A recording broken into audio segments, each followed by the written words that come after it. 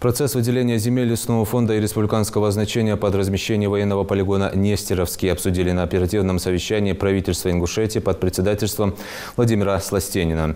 Экологическая безопасность и установление историко-культурной ценности расположенных на рассматриваемой территории объектов по-прежнему остаются основными вопросами повестки.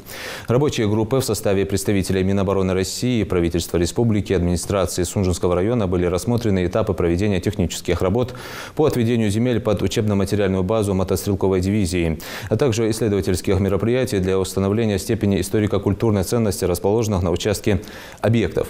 Предстоит провести историко-культурную экспертизу на предмет установления нахождения памятников на территории, подлежащей воздействию земляных, строительно-хозяйственных и иных работ. После проведения исследования перечень памятников может быть расширен за счет обнаружения археологических находок.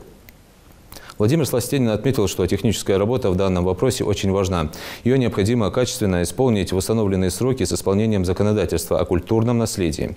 Кроме того, было подчеркнуто, что интересы обороны суверенитета страны, защита государственных границ являются приоритетными, и совершенствование и качественное укрепление вооруженных сил Российской Федерации идет постоянно, и Ингушетия не остается в стороне.